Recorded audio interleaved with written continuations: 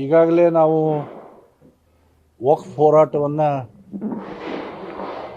ಆರಂಭಿಸಿದ್ದೇವೆ. ಕಳೆದ ತಿಂಗಳು ಬೀದರ್ನಿಂದ ಕೆಲವು ಜಿಲ್ಲೆಗಳ ಪ್ರವಾಸ ಮಾಡಿ ಜಾಯಿಂಟ್ ಪಾರ್ಲಿಮೆಂಟರಿ ಕಮಿಟಿಯ ಚೇರ್ಮನ್ರಿಗೂ ಕೂಡ ನಮ್ಮ ನಿಯೋಗ ಭೇಟಿ ಮಾಡಿ ಎಲ್ಲ ವರದಿಯನ್ನು ಅವರಿಗೆ ತಲುಪಿಸಿದ್ವಿ. ಮರುದಿನ ನಮ್ಮ ಪ್ರತಾಪ್ ಸಿಂಹ ಅವರು ಮತ್ತು ಕುಮಾರ್ ಬಂಗಾರಪ್ಪ ಅವರು ಅವರ ಅಧಿಕಾರಿಗಳ ಜೊತೆಗೆ ಚರ್ಚೆ ಮಾಡೋಕ್ಕೆ ಸೂಚನೆ ಕೊಟ್ಟಿದ್ದರು. ಹೀಗಾಗಿ ಎಲ್ಲ ಮಾಹಿತಿಗಳ ವಿವರವಾದಂಥ ಮಾಹಿತಿಗಳನ್ನು ಕೊಟ್ಟು ಬಂದಿದ್ದರು. ಅದರ ಆಧಾರದ ಮೇಲೆ ಇವತ್ತು ಕರ್ನಾಟಕದ ವಕ್ಫ್ನ ಸಂಬಂಧಪಟ್ಟಂಥ ಅಧಿಕಾರಿಗಳನ್ನು ಜಾಯಿಂಟ್ ಪಾರ್ಲಿಮೆಂಟರಿ ಕಮಿಟಿಯ ಮುಂದೆ ಕರೆದಿದ್ದಾರೆ. ಅವರು ಅವರ ಮಾಹಿತಿಗಳನ್ನು ಕೊಡಬೇಕು ಅಂತ ನಮ್ಮ ಮಾಹಿತಿಗಳ ಆಧಾರದ ಮೇಲೆ ಕೊಟ್ಟಿದ್ದಾರೆ ಅಂತ ನಮ್ಮ ಭಾವನೆ. ಹಾಗೆಯೇ ನಮಗೂ ಕೂಡ ಸಂಪರ್ಕ ಮಾಡಿದ್ದಾರೆ. ನನಗೆ, ಪ್ರತಾಪ್ ಅವರಿಗೆ ಮತ್ತು ಕುಮಾರ್ ಬಂಗಾರಪ್ಪ ಅವರಿಗೆ ಇನ್ನೂ ಹೆಚ್ಚಿನ ಮಾಹಿತಿಗಳು ಕೊಡಬೇಕು ಅನ್ನುವಂಥ ಕರೆಯನ್ನು ದೂರವಾಣಿ ಕರೆಯಲ್ಲಿ ಹೇಳಿದ್ದಾರೆ. ಹೀಗಾಗಿ ಆ ಮಾಹಿತಿಗಳ ಬಗ್ಗೆ ಚರ್ಚೆ ಮಾಡೋದಕ್ಕೆ ನಾವು ಇವತ್ತು ಸೇರಿದ್ದು. ನೀವೇನೋ ಭಾಳ ನಿರೀಕ್ಷೆ ಒಳಗಿದ್ರಿ ಅನಿಸುತ್ತೆ, ಭಿನ್ನಮತ ಹಾಗೆ ಹೀಗೆ ಅಂತ ಕೊಡ್ತಾನೆ ಇರ್ತೀರಿ ನಮ್ಮ ಬಗ್ಗೆ. ನೀವು ದಯವಿಟ್ಟು ಅದು ನಿಲ್ಲಿಸಿ. ಭಾಳ ಗಂಭೀರವಾದಂಥ ವಿಚಾರ ವಕ್ಫ್.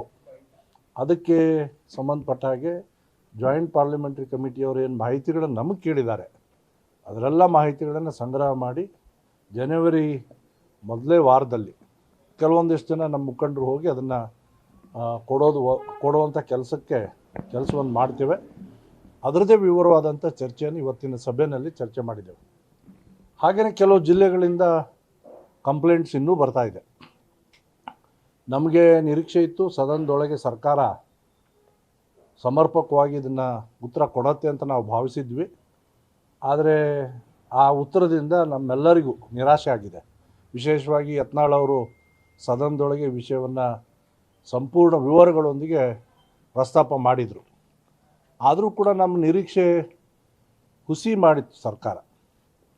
ಹೀಗಾಗಿ ಅಲ್ಪಸಂಖ್ಯಾತರಲ್ಲಿಯೂ ಅದರಲ್ಲೂ ವಿಶೇಷವಾಗಿ ಮುಸ್ಲಿಮರ ಪರವಾಗಿ ಇರ್ತಕ್ಕಂಥ ಸರ್ಕಾರ ಇದು.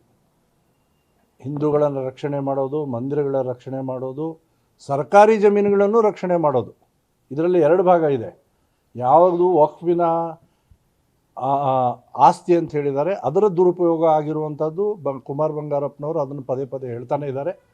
ಮತ್ತು ಹೊಸ ಆಸ್ತಿಗಳು ತಮ್ಮದು ಅಂತೇನು ಕ್ಲೇಮ್ ಮಾಡ್ತಾ ಇದ್ದಾರೆ. ರೈತರದ್ದಿರ್ಬೋದು, ದೇವಸ್ಥಾನದಿರ್ಬೋದು, ಮಠದ್ದಿರ್ಬೋದು, ಹಾಗೆಯೇ ಸರ್ಕಾರಿ ಜಮೀನುಗಳಿರ್ಬೋದು, ಅವುಗಳನ್ನು ಉಳಿಸುವಂಥ ಹೋರಾಟಕ್ಕೆ ನಾವು ಕೈಗೂಡಿಸಿದ್ದೇವೆ ಮತ್ತು ಈ ಹೋರಾಟವನ್ನು ಮುಂದುವರಿಸ್ತೇವೆ.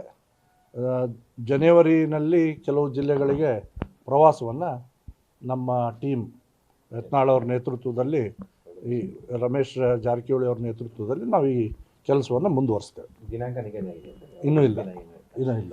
ಸಮಾವೇಶವನ್ನು ಮಾಡಬೇಕು ಒಂದು ವಕ್ಫ್ ಬಾಧಿತರ ಸಮಾವೇಶ ಮಾಡಬೇಕಂತೂ ಇದೆ.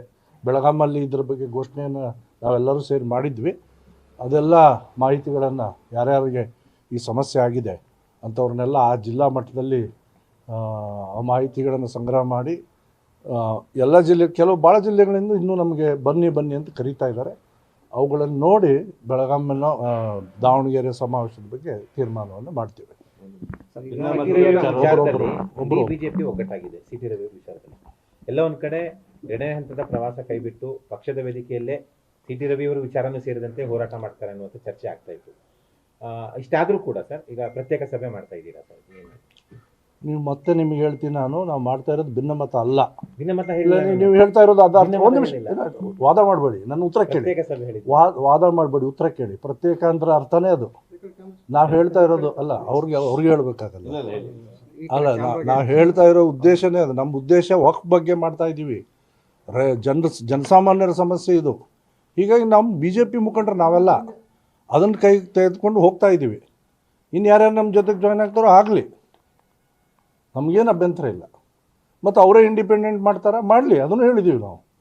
ಸೊ ಹೀಗಾಗಿ ಇದು ಪ್ರತ್ಯೇಕ ಅಪ್ರತ್ಯೇಕ ಅಂತ ನೀವು ಬೈಫರ್ಕೇಟ್ ಮಾಡಬೇಡಿ ಮಾಧ್ಯಮದವರು. ಇಲ್ಲ, ಯಾಕಂದ್ರೆ ನೀವು ಆಯ್ತು, ಇತ್ತೀಚೆಗೆ ನೆಕ್ಸ್ಟ್ ಕ್ವಶನ್. ಅಲ್ಲ ಅದೇ ಹಿರಿಯ ವಿಚಾರ ನಾಯಕರನ್ನ ಅದೇ ವಿಚಾರಕ್ಕೆ ಉತ್ತರ ಕೊಟ್ಟಾಯ್ತು ನಾನು. ಕೊಡ್ತಾ ಇಲ್ಲ ಅಂತ ಹೇಳಿ ಆರೋಪ ಸರ್, ಇತ್ತು. ಹೈಕಮಾಂಡ್ ಒಂದು ಒಬ್ಬೊಬ್ರು ಕೆಲಸ ಆಗ್ತಾ ಇದೆಯಾ ಅಂತ ಸರ್ ಈಗ ಏನು ಹಿರಿಯ ನಾಯಕರನ್ನ ಸರಿಯಾಗಿ ನಡ್ಸ್ಕೊಳ್ತಾ ಇಲ್ಲ, ಮೂಲೆ ಗುಂಪು ಮಾಡ್ಲಾಗ್ತಾ ಇದೆ. ಇವತ್ತಿನ ಸಭೆಯ ಉದ್ದೇಶ ಅದಲ್ಲ. Thank you. ಸರ್, ಈಗ ಏನಂದ್ರೆ ನೀವು ಈ ತರ ಪ್ರತ್ಯೇಕ ಸಭೆ ಪ್ರತ್ಯೇಕ ಅಲ್ಲ ಅಂದ್ರೂ ಕೂಡ ನಡೆದ ಸಭೆ ಬೆನ್ನಲ್ಲಿ ಮಾಜಿ ಶಾಸಕರುಗಳ ಸಭೆ ಆಗುತ್ತೆ. ಅವರು ನಿಮ್ಮನ್ನ ಪ್ರತ್ಯೇಕ ಸಭೆ ನಡೆಸಿದ್ದಾರೆ ಅಂತ ಬಿಂಬಿಸುವಂತ ಅವ್ರು ಏನಾದ್ರು ಹೇಳ್ಕೊಳ್ಳಿ, ನಾವು ಮಾಡ್ತಾ ಇರೋದು ವಕ್ಫಿನ ವಿಚಾರವಾಗಿ ಹೋರಾಟವನ್ನು ಮಾಡ್ತಾ ಇದ್ದೀವಿ. ವಾಲ್ಮೀಕಿ ಹೋರಾಟಕ್ಕೆ ನಮಗೆ ಅನುಮತಿ ಸಿಗಲಿಲ್ಲ ಕೇಳಿ. ಅದಕ್ಕೆ ನಾವೇನು ಮಾಡಿದ್ದೀವಿ, ಸನ್ಮಾನ್ಯ ಯತ್ನಾಳ್ ಅವರು, ರಮೇಶ್ ಜಾರಕಿಹೊಳಿ ಅವರು, ನಾನು, ಕುಮಾರ್ ಬಂಗಾರಪ್ಪ ಅವರು ಕೋರ್ಟಿಗೆ ಹೋಗಿದ್ದೀವಿ ಆ ವಿಷಯವಾಗಿ.